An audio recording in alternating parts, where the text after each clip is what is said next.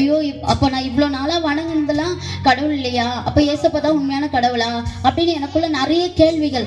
அப்ப நான் என் ஃப்ரெண்டு கிட்ட சொன்னேன், சரி ஓகே, ஏசப்பா வந்து உன்னை அதிகாலையில தட்டி எழுப்பினார்ல, அப்போ அட்லீஸ்ட் எனக்கு இல்லையாச்சும் எழுப்ப மாட்டாரா?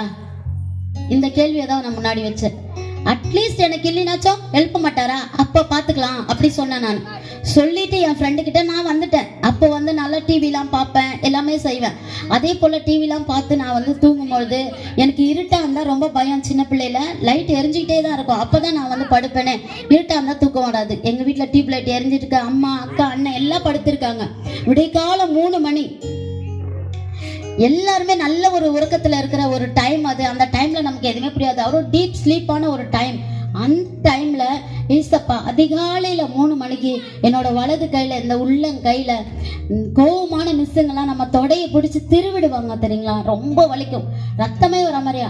அந்த மாதிரி என்னோட சதை வந்து பரண்டுடுச்சு. இந்த இடத்துல பயங்கரமான வலி, அப்படியே ரெட்டிஷ் ஆயிடுச்சு. கை இது வரைக்கும் தொடவே முடியல, அப்படி ஒரு பெயின். எனக்கு வந்து உண்மையா ஜீசஸ் பத்தி நான் பேசுனத பத்திலாம் எதுவுமே எனக்கு நினைவில்லை. எங்க வீட்டுல நிறைய எலி எல்லாம் இருக்கும், அதனால ஏதோ எலி வந்து நம்மளை கடிச்சிருச்சு சொல்லி பயங்கரமா அடறேன், எல்லாரையும் கூப்பிடுறேன். அவங்களாம் வந்து ரொம்ப அன்கான்சியஸா இருக்காங்க. நான் கூப்பிடுறது எதுவுமே அவங்களுக்கு கேட்கல, எனக்கு நடக்கிற காரியங்கள் எதுவுமே அவங்களுக்கு தெரியல. அவங்க பாட்டு தூங்கிட்டே தான் இருக்காங்க, நான் மட்டும் அழுறேன். நான் அழுதுகிட்டே இருக்கும் பொழுது என் கண்ணு முன்னாடி நம்ம தியேட்டர்லாம் சினிமா பார்க்கும்போது பெரிய ஸ்க்ரீன் போட்டு பார்ப்போம், அந்த மாதிரி ஒரு ஸ்க்ரீன் என் முன்னாடி வந்தது. அந்த ஸ்க்ரீன்ல நான் சொல்றது எல்லாமே உண்மை, ஏசப்பா பாக்குறாரு. அந்த ஸ்கிரீன்ல நாங்க அந்த மரத்துக்கு அடியில என் ஃப்ரெண்ட்ஸோட என்ன நான் பேசினோ அதை அப்படியே தேவன் எனக்கு என் கண்ணு முன்னாடி கொண்டு வராரு. நான் அதை அப்படியே பாக்குறேன். பார்த்த உடனே அட்லீஸ்ட் எனக்கு இல்லைனாச்சும் எழுப்பிட்டோம்னு சொன்ன அந்த ஒரு இது வரும்போது எனக்கு அப்படியே ஹார்ட் அட்டாக் வந்த மாதிரி ஆயிடுச்சு. ஃபுல்லா ஸ்வெட்டிங் ஆயிடுச்சு, ஒரே பயம். எனக்கு என்ன பண்றதே தெரியல, ஜபம்லாம் ஒன்றும் தெரியாது, என்ன பண்ணணும்னே தெரியல.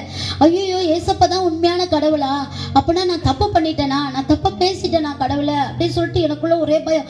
நான் ஜபம்லாம் எனக்கு தெரியாது, நான் மன்னிப்பு கேட்டேன் கடவுள்கிட்ட. ஐயோ ஏசப்பா நீங்க தான் உண்மையுள்ள கடவுள்னா என்ன மன்னிச்சிடுங்க ஏசப்பா, இந்த செகண்ட் இந்த வழி என்னை விட்டு போயிடணும் ஏசப்பா, இவ்வளவுதான் நான் சொன்னேன். நான் சொல்லும் பொழுதே என் கண்ணு முன்னாடி என்னோட கையில இருந்த அந்த வீக்கம், வலி, அந்த பெயின் எல்லாமே ரிலீஃப் ஆயிடுச்சு. என்னோட கையை இந்த இடத்துல தொட முடியாத நானு இந்த இடத்துல கிள்ளி பாக்குறேன், ஒண்ணுமே ஆகல, ஒரு பெயினும் இல்ல. எனக்கு ரொம்ப அதிசயம், இப்படி கூட ஒரு காடு செய்வாரா, இப்படி கூட ஒரு கடவுள் இருக்காரா. நான் வந்து எல்லா கடவுளும் ஒண்ணு அப்படிதான் நான் இருந்தேன், எல்லாரும் கடவுள் அவ்வளவுதான். ஆனா அப்படி இல்ல, இயேசுதான் மெய்யான தெய்வம், இயேசு ஒருவரே தெய்வம்ன்றதை என் வாழ்க்கையில ஆண்டவர் நிரூபிச்சு காட்டினார்.